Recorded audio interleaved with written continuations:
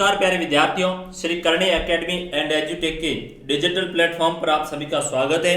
सभी का अभिनंदन है। प्यारे बच्चों हम बात न्यायपालिका की कर रहे थे कि किस तरीके से भारत के अंतर्गत जुडिशरी की व्यवस्था की गई है, किस तरीके से कोर्ट है वो काम कर रही है, जुडिशरी किस तरह से काम कर रही है और जुडिशरी के क्या स्तर है भारत के अंतर्गत किस श्रृंखला में है। तो हमने कहा कि भारत में जो न्यायपालिकाएं हैं वो एकीकृत न्यायपालिका है। कैसी है? एकीकृत न्यायपालिकाएं, यानी जो हाई कोर्ट के लिए प्रावधान वो भी समान है, सुप्रीम कोर्ट के लिए समान है एवं अधीनस्थ अदालतें उनके लिए भी समान है। और भारत में क्या स्थिति है? भारत में स्थिति है सर्वोच्च है। सबसे ऊपर कौन है? सर्वोच्च, सबसे ऊपर सर्वोच्च न्यायालय, सर्वोच्च न्यायालय। क्या ये सबसे ऊपर है? सबसे ऊपर, सबसे ऊपर किसके? यानी कोर्ट में, जुडिशरी में हाई कोर्ट, अधीनस्थ कोर्ट, उसके बाद में हाई कोर्ट और हाई कोर्ट के ऊपर सबसे क्या है? सबसे ऊपर होगा वो सर्वोच्च न्यायालय। यानी कोर्ट का सबसे बड़ा दादा है वो कौन है आपके? सर्वोच्च न्यायालय, सुप्रीम कोर्ट है। और ये क्या, ये पूरे देश के लिए कार्य करेगा, पूरे देश के लिए काम करेगा। ठीक है। दूसरा कौन सा है? दूसरा है उच्च न्यायालय। अब ये सर्वोच्च और उच्च में आप कंफ्यूज मत होना, इतना ध्यान रखो। सर्वोच्च यानी सुप्रीम कोर्ट है और उच्च का मतलब हाई, तो हाई कोर्ट है। हाई उच्च से हमेशा सर्वोच्च है वो बड़ा होता है, इस बात का ध्यान रखना। तो उच्च न्यायालय कहां पर होंगे? ये दूसरे श्रेणी क्रम में होगा और राज्यों के अंतर्गत होगा। क्या होगा? राज्यों में होगा। और फिर तीसरा आता है जिला न्यायालय। जिला न्यायालय, डिस्ट्रिक्ट कोर्ट, डीसी कहा जाता है। तो ये एक श्रृंखला में है। सबसे नीचे ये होगा, इसके ऊपर हाई कोर्ट आ जाएगा और इसके ऊपर क्या है? सुप्रीम कोर्ट है। यह इस श्रृंखला में काम कर रहा है। एकीकृत न्याय व्यवस्था है। सुप्रीम कोर्ट के जजों को स्वतंत्र रूप से वो नियुक्त किया जाता है, भारत के राष्ट्रपति जी नियुक्त करते हैं। लेकिन उनको हटाने आए तो संसद में हम ले जाएंगे, महाभियोग की प्रक्रिया के द्वारा हटाएंगे। यहाँ तक हम आए थे। आगे हम बढ़ेंगे कि न्यायपालिका की संरचना है वो किस तरह से, इनका ढांचा किस तरह का है, किस तरह से ये काम कर रही है, उसको देखेंगे कि न्यायपालिका क्या है। तो स्वयं भारतीय संविधान एकीकृत न्यायिक व्यवस्था की स्थापना करते हैं। ये संरचना में बात आई। संरचना का मतलब हुआ कि ये श्रेणी क्रम में किस तरीके से। तो मैंने ये आपको बताया कि सबसे ऊपर है वो सुप्रीम है, सब सुप्रीम होता है वो सबसे ऊपर होता है। तो सबसे ऊपर कौन है? सुप्रीम कोर्ट है। फिर सुप्रीम कोर्ट के नीचे कौन है? हाई कोर्ट है। कौन है? ये कौन सा कोर्ट आया? हाई कोर्ट है। और इसके नीचे कौन सा है? जिला न्यायालय, जिला न्यायालय। इसके भी नीचे देखेंगे तो कौन सा है? इसके भी नीचे वही है जो, जैसे जिला के स्तर पर कौन सा हो जाएगा? जिला न्यायालय हो जाएगा। तो वही जो उपखंड स्तर पर है वो अधीनस्थ कोर्ट जिसको कहा जाएगा, अधीनस्थ कोर्ट है। ये सब ऑर्डिनेट कोर्ट, अधीनस्थ कोर्ट। तो ये श्रृंखला में थी। सबसे नीचे अधीनस्थ है, उसके ऊपर क्या है? जिला है, फिर हाई कोर्ट है और फिर क्या है? सुप्रीम कोर्ट है। तो ये एक बेसिक स्ट्रक्चर चलता है। इस स्ट्रक्चर के तहत न्यायपालिका क्या कर रही है? काम कर रही है। इस बात का आप ध्यान रखना। तो ये मोटे तौर पर कार्य है कि जो न्यायपालिका है वो किस तरह से काम कर रही है, इसकी क्या स्थिति है न्यायपालिका की, उनको हमने देखा। भारत में एकीकृत न्यायिक व्यवस्था की स्थापना है वो की गई है। किस तरह की है? भारत में यदि देखा जाए तो एकीकृत न्यायिक व्यवस्था की स्थापना की गई। इसका अर्थ ये हुआ कि विश्व के अन्य संघीय देशों के विपरीत भारत में अलग से प्रांतीय स्तर के कोर्ट नहीं है। यहाँ पर बात यह निकल कर आई कि जिस तरह से हम देखेंगे कि जो अमेरिका जैसा देश है वहां पर न्यायपालिका की अलग अलग व्यवस्था है। क्या है? वहां पर संघ के लिए अलग है। संघ का मतलब हुआ वहां पर केंद्र यानी देश के लिए अलग काम कर रही है। वहां पर जो राज्य हैं, प्रांत हैं, उन प्रांतों के अलग कोर्ट काम कर रहे हैं, उनके अपने अलग अलग नियम हैं, उनसे संचालित हो रहे हैं। लेकिन भारत में क्या ऐसा है? तो कहेंगे कि भारत में ऐसा नहीं है। भारत में एकीकृत कोर्ट काम कर रहा है। भारत में जो सुप्रीम कोर्ट काम कर रहा है सभी के लिए, वैसा के वैसे उन्हीं के जैसे अधिकार प्रांतों के अंतर्गत जो राज्यों में होंगे उन्हीं के पास में क्या होगी?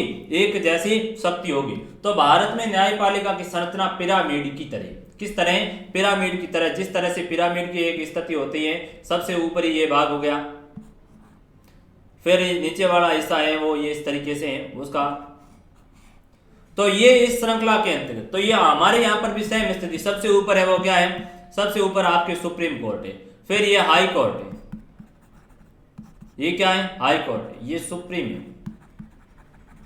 और यहाँ पर कौन है, डीसी है, डिस्ट्रिक्ट कोर्ट है।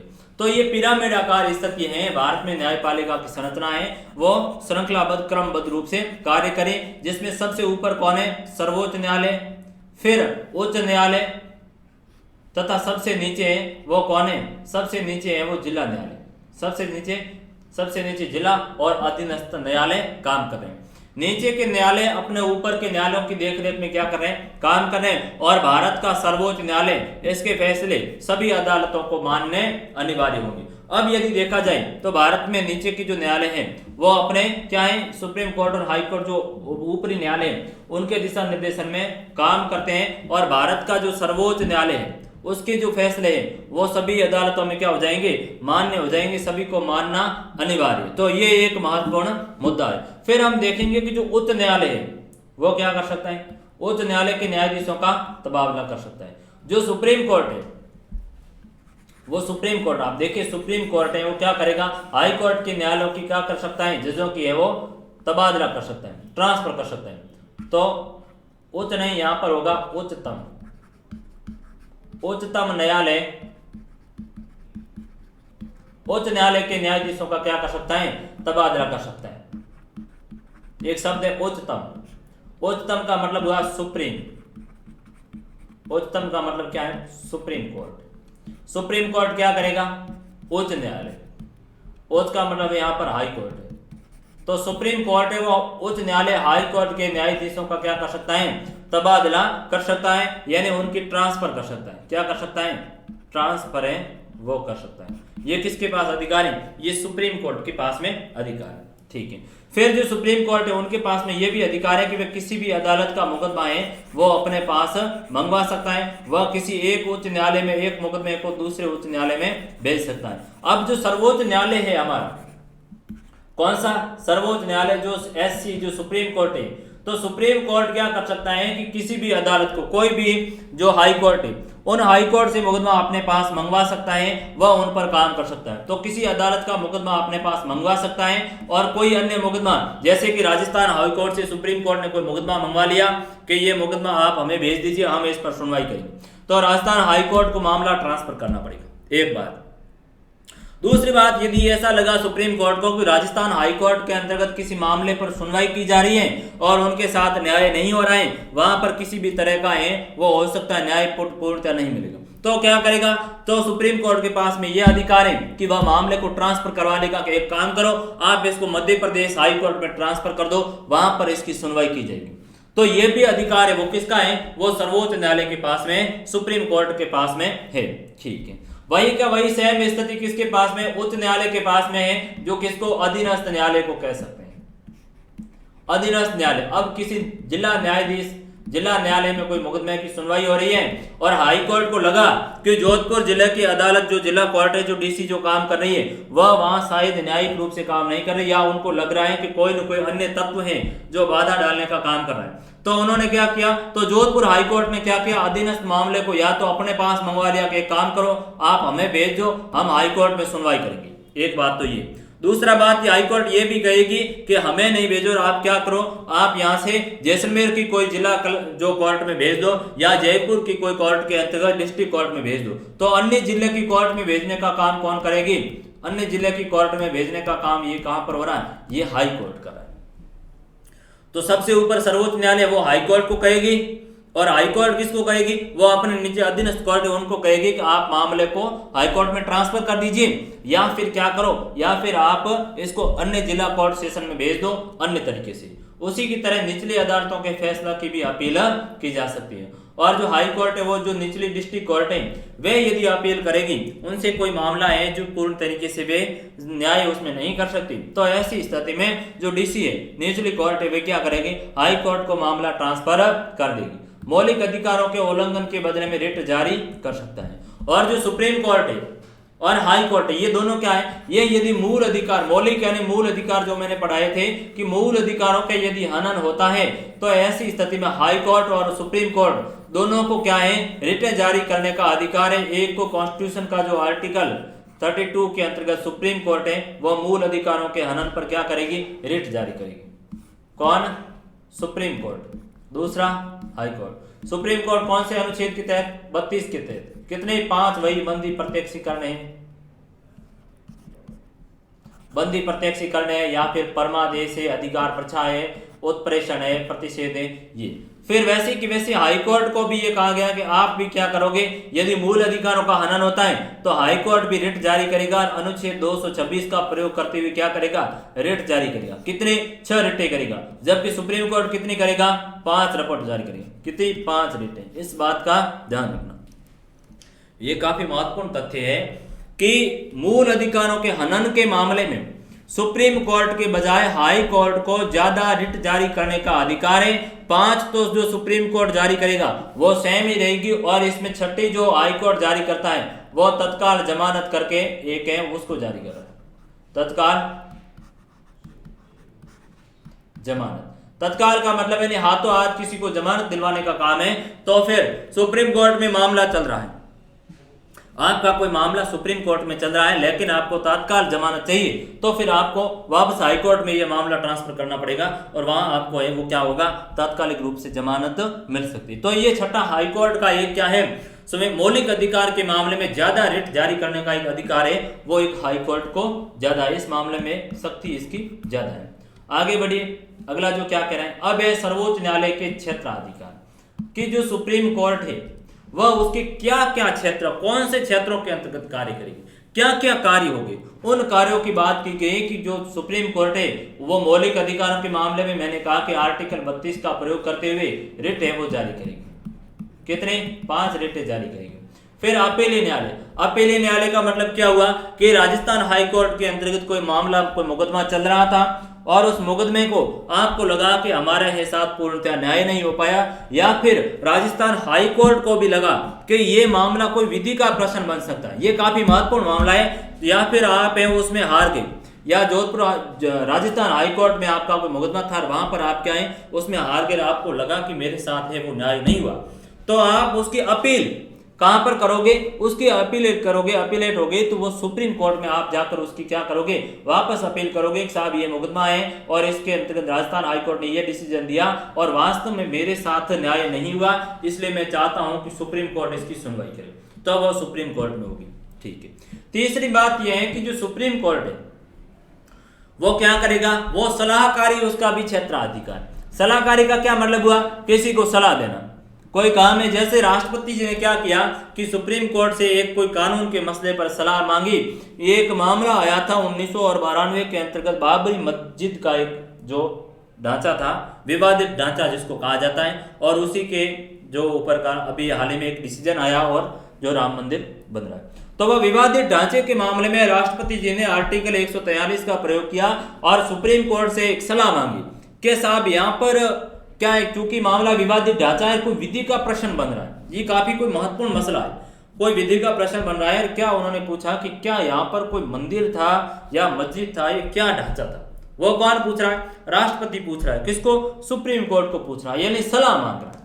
तो राष्ट्रपति जी को कोई सलाह लेने के मामले में कानूनी जटिलता में नहीं फंसी, इसके लिए क्या किया जाता है, कभी कभार राष्ट्रपति जी है वो सुप्रीम कोर्ट से सलाह मांग सकते हैं कानूनी मसले पर, तो सलाह देने के लिए है वो सुप्रीम कोर्ट बाध्य नहीं है। सुप्रीम कोर्ट को अच्छा लगा तो सलाह दे देंगे, नहीं तो कोई बात नहीं, उनको वापस भिजवा दो। राष्ट्रपति जी को यदि सुप्रीम कोर्ट ने सलाह दे दी, अच्छी लगी तो स्वीकार कर लेंगे, नहीं तो कोई दिक्कत नहीं। तो एक सलाहकारी देने, और सलाह वैसे भी होती है वो क्या होती है, बाध्यकारी होती भी नहीं। अगला है रिट जारी करने का, वही 5 तरह की मूल अधिकारों के हनन के ऊपर क्या करेगा, सुप्रीम कोर्ट क्या करेगा, रिट जारी करने का काम करेगा।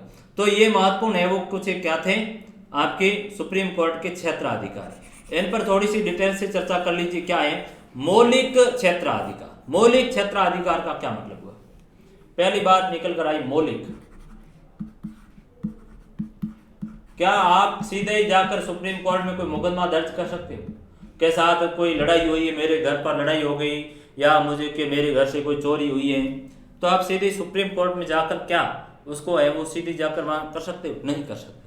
तो सुप्रीम कोर्ट की कुछ तय किया गया कि ये क्या होगा, ये मौलिक क्षेत्राधिकार होगा। मौलिक क्षेत्राधिकार यानी भारत सरकार, मौलिक क्षेत्र का मतलब हुआ कुछ क्षेत्र डिसाइड किए गए, क्या कि भारत संघ व राज्य, भारत सरकार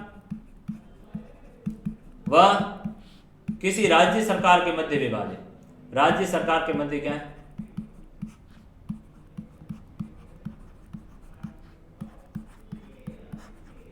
ठीक है, एक मामला तो ये मौलिक क्षेत्राधिकार में आएगा। यानी यदि लगता है सुप्रीम कोर्ट को कि भारत सरकार, केंद्र सरकार, भारत सरकार व राज्यों की सरकार जैसे राजस्थान सरकार, इन दोनों के मध्य कोई विवादित मसला है, इन दोनों के मध्य कोई ऐसा मुद्दा है जिस पर क्या है निरंतर विवाद चल रहा है, तो ऐसी स्थिति में ये लोग भारत सरकार और राजस्थान सरकार इन दोनों में से कोई भी कहा है सुप्रीम कोर्ट जाएगी। कहां पर जाएगी? सुप्रीम कोर्ट में। किसके तहत? सुप्रीम कोर्ट के मौलिक क्षेत्राधिकार के तहत। मौलिक क्षेत्राधिकार, क्षेत्राधिकार है वह जहां पर सुप्रीम कोर्ट कार्य करेगा। क्षेत्राधिकार का मतलब हुआ कि वह क्षेत्र है, वह जगह है जहां पर है वे मामले हैं जिन पर काम करने का क्या होगा, सुप्रीम कोर्ट को अधिकार होगा। तो वह मौलिक क्षेत्राधिकार का मतलब है कि भारत सरकार और कोई राज्य सरकारों के मध्य विवाद हुआ तो वह सुप्रीम कोर्ट जा सकती। एक तो ये स्थिति है। दूसरी स्थिति ये है कि यदि दो राज्यों के मध्य विवाद हो रहा है, दो राज्यों के मध्य विवाद हो रहा है, दो राज्यों के मध्य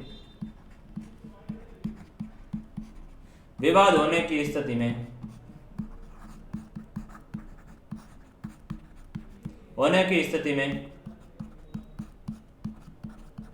सर्वोच्च न्यायालय जा सकते हैं। राजस्थान और मध्य प्रदेश दो राज्य, इन दोनों के मध्य कोई विवादित मसला चल रहा है। माना कि नर्मदा नदी के है वो जल बंटवारे को लेकर, जो नर्मदा का पानी आ रहा है या फिर माही नदी का जो आ रहा है उसके ऊपर दोनों का क्या है विवाद चल रहा है, तो दो राज्यों का चल रहा है।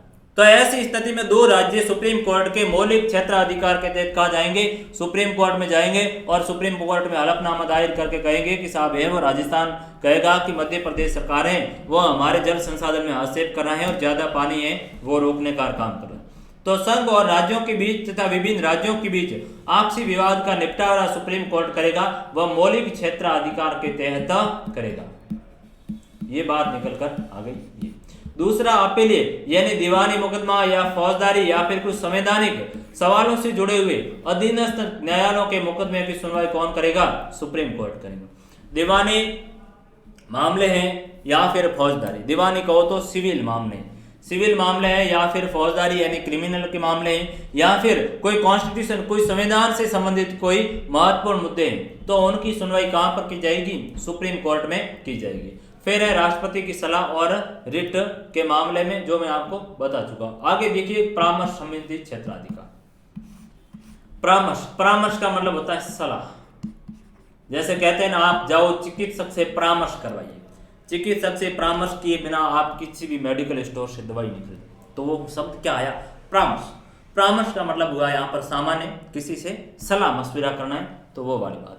तो ऐसा कैसा कॉन्स्टिट्यूशन के अंतर्गत भी सुप्रीम कोर्ट का एक क्षेत्राधिकार तय किया है जिसको कहा जाता है परामर्श का। प्रथम था मौलिक,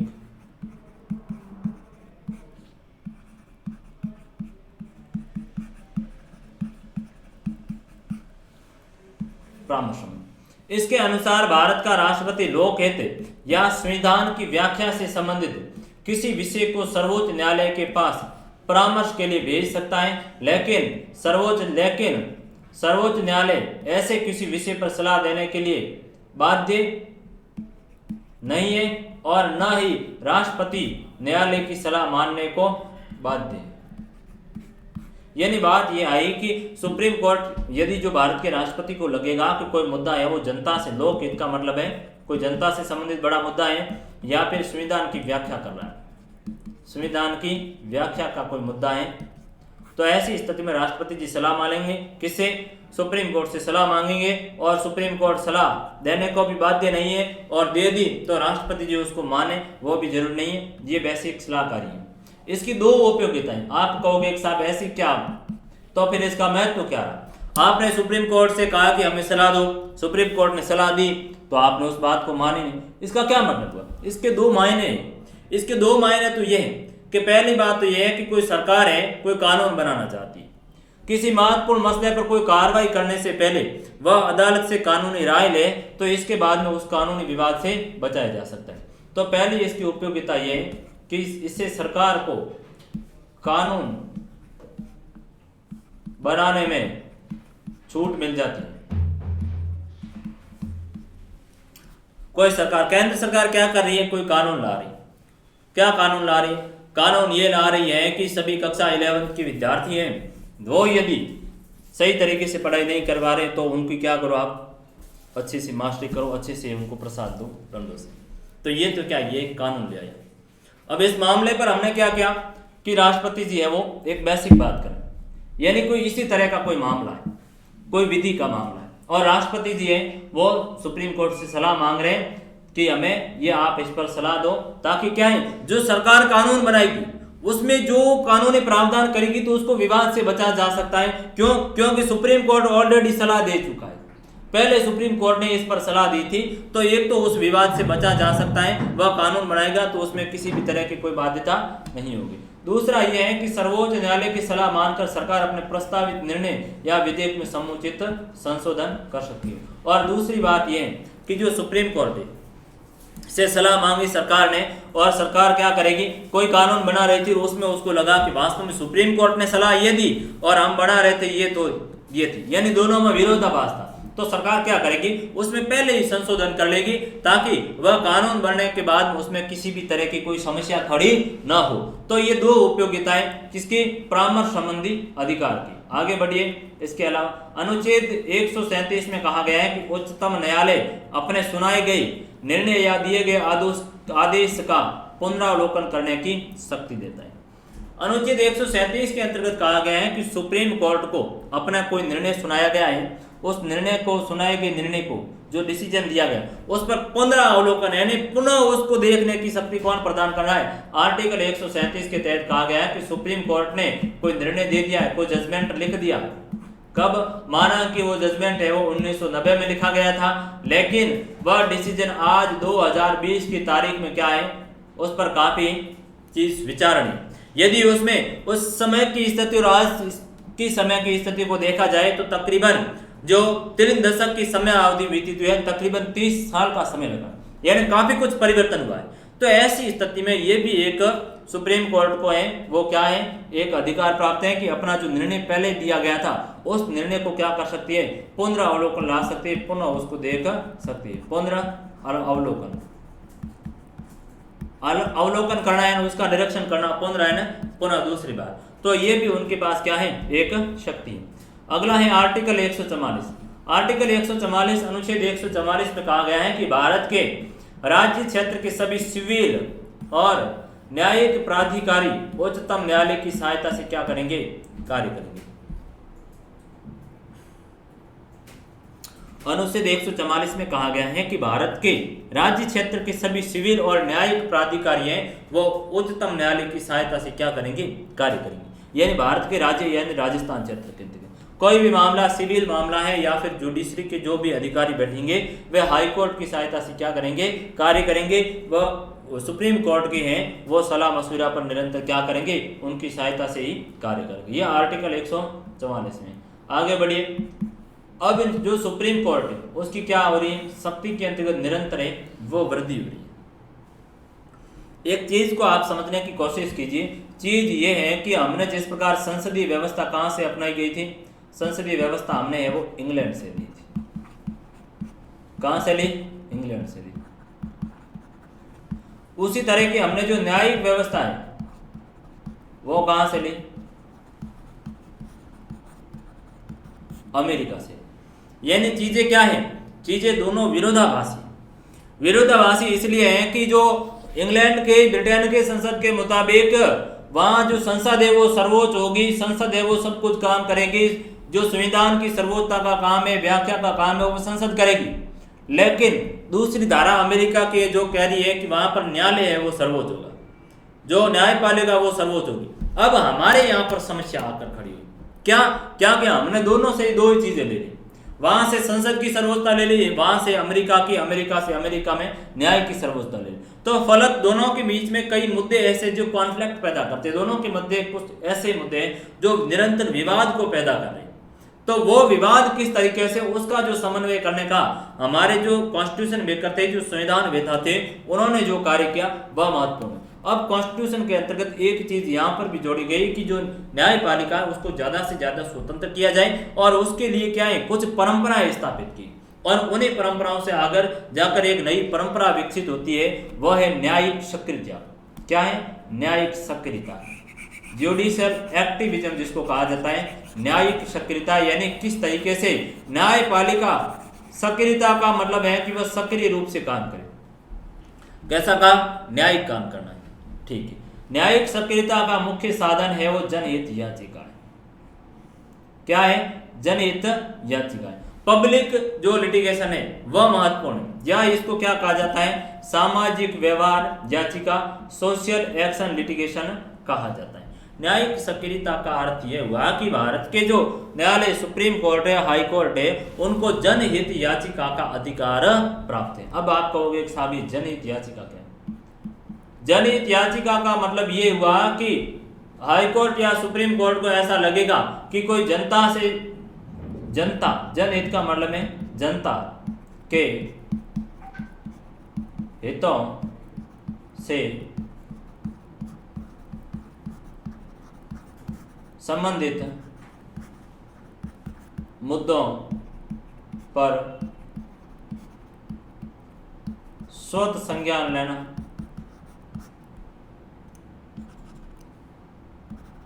स्वतः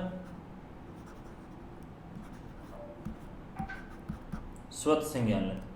कैसा रहना? स्वतः संज्ञान लेना। या फिर क्या है, कोई एक चीज को समझिए कि एक व्यक्ति है, मुकेश करके एक व्यक्ति है, ठीक है, मुकेश एक व्यक्ति है। मुकेश क्या है? बहुत ही गरीब है, बहुत ही गरीब है और वह कानूनी लड़ाई है वो लंबी नहीं लड़ सकता। किसके लिए?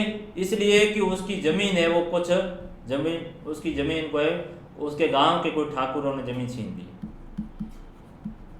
1-2 बीघा जमीन थी, तो कोई ठाकुर थे, बड़े शक्ति सिंह जैसे ठाकुर थे, उन ठाकुरों ने क्या किया? वह जमीन है वो ले ली। अब क्या है कि ठाकुर ने जमीन ले ली, लेकिन मुकेश की यह हालात नहीं है कि वह लंबी कानूनी लड़ाई लड़ सके। लंबी कानूनी लड़ाई लड़ने में क्या है? सक्षम नहीं है। तो क्या है? तो ये है कि उन्होंने कहा कि कोई अन्य व्यक्ति है वो उसकी तरफदारी करके हाई कोर्ट में या सुप्रीम कोर्ट में क्या करेगा? उसके लिए याचिका दायर कर सकता है। एक तरीका तो ये। दूसरा तरीका यह भी है कि कोई गांव है और उस गांव की जो जमीन थी, जो गोचर की जमीन थी, पंचायत की जमीन थी, उस जमीन को है वहां के सरपंच ने या अन्य लोगों ने या कोई ठाकुर या कोई जमींदारों ने मिलकर है वो जमीन ले ली।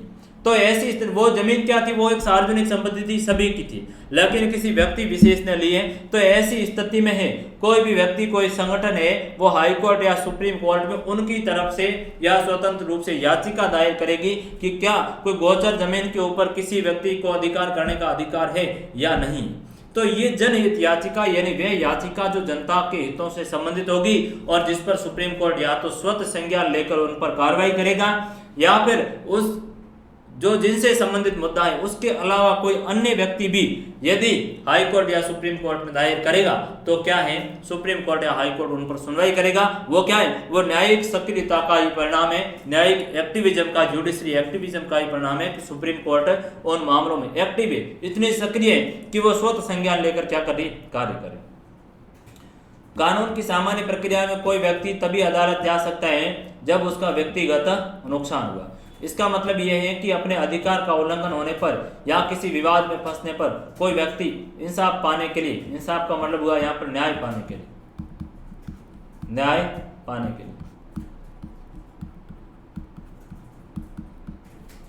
न्याय पाने के लिए अदालत का दरवाजा खटखटा सकता है। और ऐसी अवधारणा 1979 में एक नवीन अवधारणा है। सामान्य प्रक्रिया में क्या है? किसी भी व्यक्ति के साथ कोई गलत हुआ तो वो क्या है? व्यक्ति अदालत में व्यक्तिगत खुद जाकर अपना उल्लंघन होने पर उस मामले को ले जाएगा। लेकिन नई अवधारणा आई 1979 के अंतर्गत एक कॉन्सेप्ट आया कि यदि वह व्यक्ति खुद कानूनी लड़ाई लड़ने में संबंधित नहीं है तो उसके परिजन, उसके पड़ोसी, कोई सगे संबंधी या कोई अन्य जो संगठन एनजीओ जैसे लोग भी क्या कर सकते हैं, उसकी मदद के लिए हाई कोर्ट या सुप्रीम कोर्ट का दरवाजा खटखटा सकते हैं और उस व्यक्ति को क्या मिलेगा, न्याय मिलेगा। ये 90 और 79 के अंतर्गत हुआ था। इसके लिए कुछ मामले आए थे वो भी मैं आपको बताऊंगा। 1979 में इस बदलाव की शुरुआत करते हुए न्यायालय ने ऐसे मुकदमों की सुनवाई करने का निर्णय लिया जिससे पीड़ित लोगों ने नहीं बल्कि उनकी ओर से दूसरे लोगों ने याचिका दाखिल की थी। अब 1979 के अंतर्गत ये बदलाव उस समय शुरू हुआ जब कुछ न्यायालयों, कुछ व्यक्तियों के लिए मुकदमा जो लड़ना, जो पीड़ित व्यक्ति नहीं बल्कि उनकी तरफ से दूसरे लोगों ने मुकदमा दायर किया। जैसे कि आप हैं वो सही तरीके से आपने कहा कि सर जो हमारे किताबों का पॉलिटिकल साइंस की या राजनीति की कक्षा 11 के अंतर्गत 10 किताबें डाल दी। 10 किताबें डाल दी, आप बच्चे तो वो सक्षम है नहीं इतना करने में, तो उसकी मैं आपकी वो तरफदारी करके क्या हूँ कोर्ट में उस मामले को कह सकता हूँ कि साहब इतने विषयों का भारी भरकम बोझ है, वो बच्चे करने में सक्षम नहीं।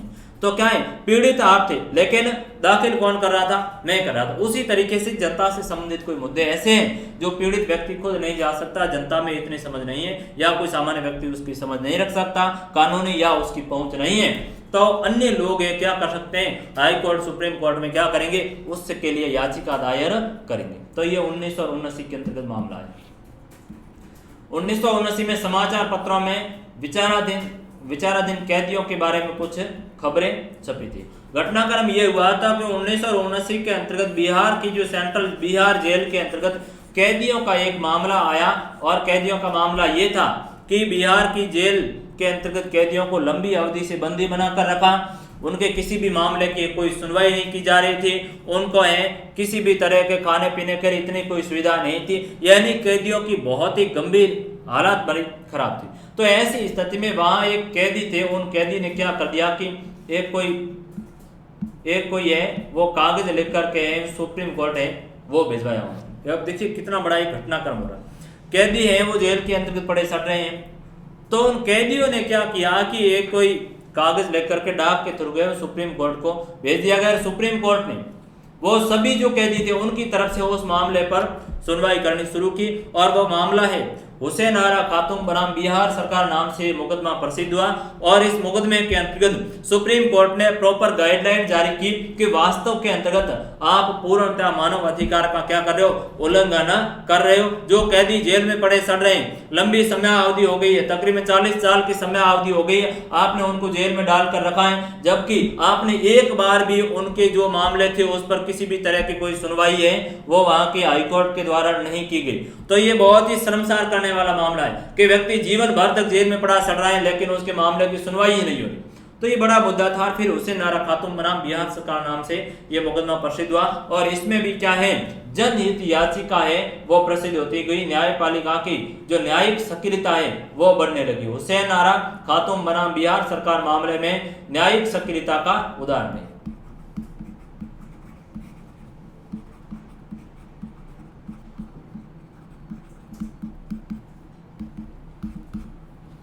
एक तो ये मामला। दूसरा 1980 के अंतर्गत दिल्ली प्रशासन बनाम सुलीन बत्रा करके एक मुकदमा आया था और उस मुकदमे में भी जो जस्टिस पीएन भगवती ने उस मामले पर वो टिप्पणी की थी कि जनहित याचिका का है वो भी एक तरीके से अधिकार होना चाहिए, जैसे मूल अधिकार है तो जनहित जो मुकदमा जनहित याचिका का भी क्यों ना होना चाहिए, एक तरीके से अधिकार होना चाहिए ताकि क्या है व्यक्ति के साथ न्याय हो सके। तो ये काफी महत्वपूर्ण है। मामला क्या था, मामला ये था कि 1980 के अंतर्गत 1980 में तिहाड़ जेल के एक बंदी ने सर्वोच्च न्यायालय के न्यायाधीश कृष्णा अय्यर को एक पत्र भेजा और इसमें बंदियों को दी जाने वाली शारीरिक यातनाओं का वर्णन किया। 1980 का घटनाक्रम था जो दिल्ली के अंतर्गत तिहाड़ जेल है और तिहाड़ जेल का एक कोई कैदी था, उस कैदी ने सुप्रीम कोर्ट के जस्टिस कृष्णा अय्यर के नाम पर एक पत्र भेजा और उस पत्र में कहा गया कि साहब हमारे साथ है वो कैदियों के साथ क्या हो गंभीर शारीरिक यातनाएं दी जा रही है, गंभीर तरह का हमें क्या है दंड दिया जा रहा है। और ये जो व्यक्ति था वो सुनील बत्रा करके एक कैदी है, उसने मुकदमा ये जनहित याचिका के रूप में क्या पत्र भेजा और कालांतर में वह सुनील बत्रा बनाम दिल्ली प्रशासन 1980 केस है के नाम से प्रसिद्ध हुआ और जिसमें जनहित याचिका की है वो पूर्णतः पहली बार पूर्णतः मौलिक रूप में यहाँ सामने आती जनहित याचिका। सुनील बत्रा बनाम दिल्ली प्रशासन, दिल्ली गवर्नेंस के मामले में 1980 में जनहित याचिका के रूप में सामने आया और सुप्रीम कोर्ट ने टिप्पणी की कि जनहित याचिका के मामले में यदि ऐसे अन्य जगह पर भी कोई मामले आते हैं तो आप सुप्रीम कोर्ट को, हाई कोर्ट को सीधा आप पत्र भेज सकते हैं और उस पत्र पर भी सुनवाई करेंगे। यानी कितनी साधारण बात हो रही, कितनी साधारण और सटीक बात हुई कि कोई व्यक्ति मुकदमा दायर नहीं कर रहा, सीधे यदि पत्र भेज रहा तो भी उसके मामले पर है वो सुनवाई होगी। तो किसका प्रमाण है? वो न्यायिक सक्रियता की बात है। न्यायपालिका इतनी सक्रिय हो गई कि किसी भी व्यक्ति के साथ है वो अन्याय नहीं होना चाहिए। तो ये न्यायिक सक्रियता का मामला है। तो आपको पूछा जाएगा न्यायिक सक्रियता क्या है? आप कहोगे न्यायिक सक्रियता से आशय यह है कि न्यायपालिका के द्वारा किसी भी व्यक्ति के साथ यदि गलत हो रहा है तो वह व्यक्ति पत्र के द्वारा भी उसकी याचिका दर्ज हो जाएगी और न्यायालय उस पर सुनवाई करेगा। या आप कहोगे कि जनता के हितों के साथ खिलवाड़ हो रहा है तो जनता के हितों से संबंधित कोई भी व्यक्ति, कोई संगठन, एनजीओ है वह हाई कोर्ट, सुप्रीम कोर्ट में याचिका दायर करेंगे तो भी उस पर सुनवाई हो जाएगी। और ये कब आई? तो आप कहोगे 1979 में जो हुसैन कतनारा बनाम बिहार सरकार मुकदमे में और सुनील बत्रा बनाम दिल्ली प्रशासन 1980 के मुकदमे में जनहित याचिका का कॉन्सेप्ट है वो आया। एक मामला यह था बंधुआ मुक्ति मोर्चा बनाम भारत सरकार 1994 का एक मुकदमा आया था और उस मुकदमे के अंतर्गत जस्टिस पीएन भगवती करके थे। तो जो पीएन भगवती मामले में क्या पीएन भगवती ने जो टिप्पणी की थी बंधुआ मुक्ति मोर्चा बनाम भारत सरकार 1980 के केस में, उससे भी ये बात क्या हो रही है, उससे भी जनहित याचिका को है वो प्रबलता मिले, जनहित याचिकाएं वो प्रसिद्ध हुई। क्या बात है? पीएन भगवती जी का स्टेटमेंट क्या है उसको देखिए। भगवती जी ने कहा कि ये बात जरूर अलग है कि गरीबों की समस्याएं ऐसे लोगों की समस्याओं से गुणात्मक रूप से अलग है जिन पर अब तक अदालत का ध्यान रहा। गरीबों के प्रति इंसाफ का अलग नजरिया अपनाने की जरूरत है और यदि हम गरीबों के मामले में आंख मूंद कर इंसाफ की कोई प्रतिकूल प्रक्रिया अपनाते हैं तो वे कभी भी अपने मौलिक अधिकारों का इस्तेमाल नहीं करेंगे।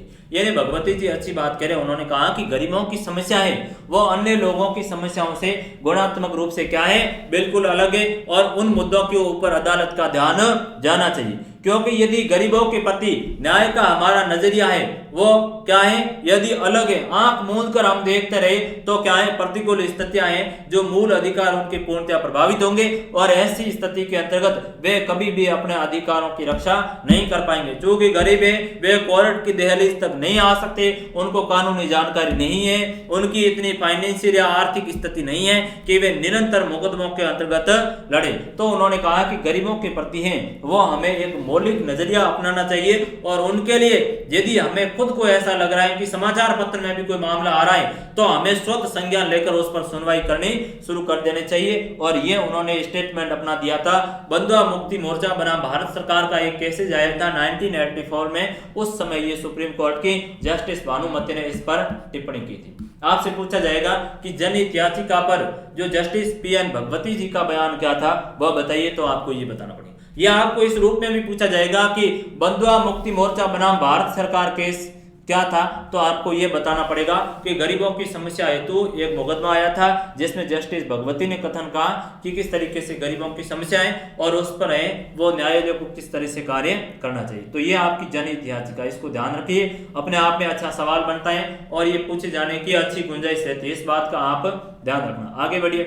अगला है न्यायिक सक्रियता का हमारी राजनीतिक व्यवस्था पर क्या प्रभाव पड़ा। न्यायिक सक्रियता यानी जो जुडिशियल एक्टिविज्म है, न्यायिक यानी जुडिशियल,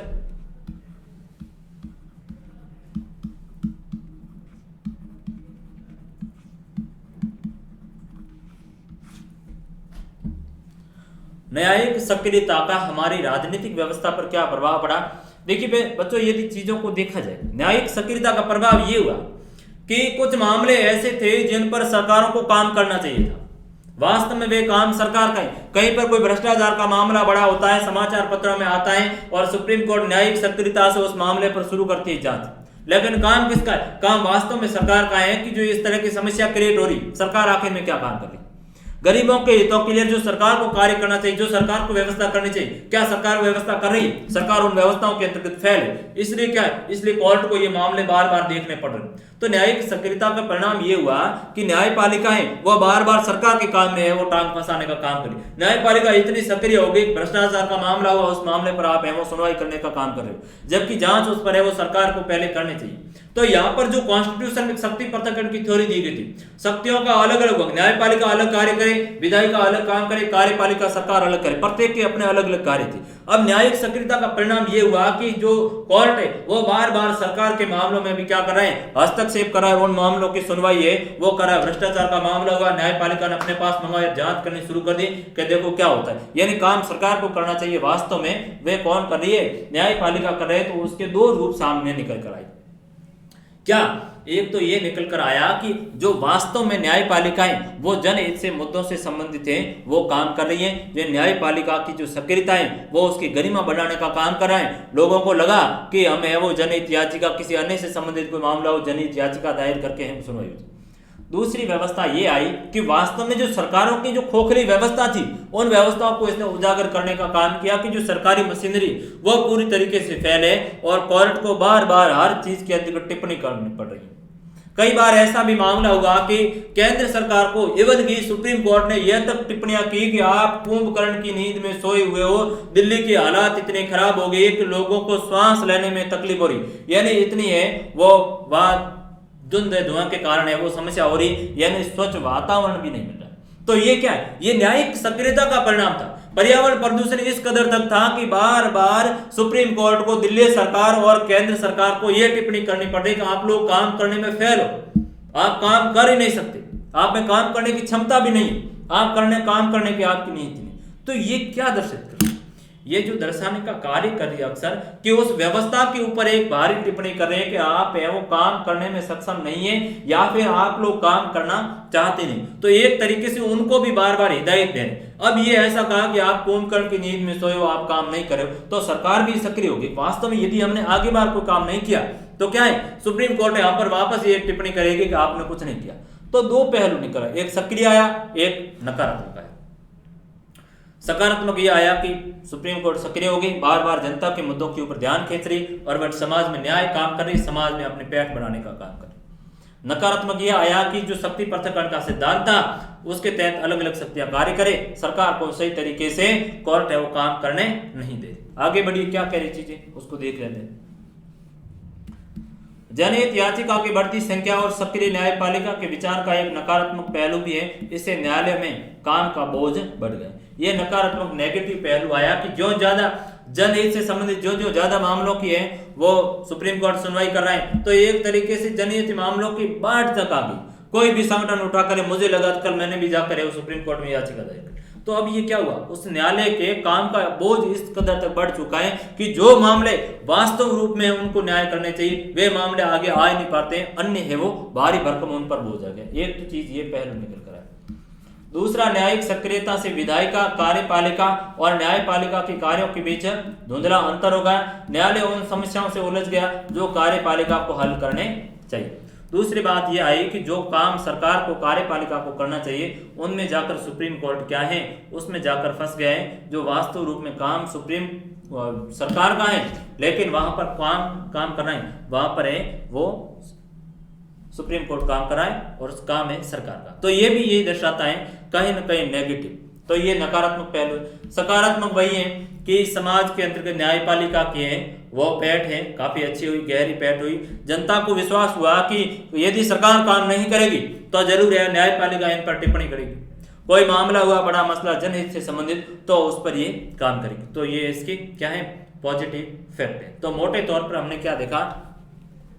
न्यायिक सक्रियता किस तरीके से राजनीति पर सक्रिय प्रभाव डालती है, किस तरीके से नकारात्मक प्रभाव डालती है, और हमें वो न्याय सक्रियता से क्या सीखा, किस तरीके से हम चीजों को जीवन के अंतर्गत लागू कर सकते हैं। तो इसी के साथ बहुत बहुत धन्यवाद। ये हमारे न्यायिक सक्रियता का जो कॉन्सेप्ट था वो क्लियर हुआ।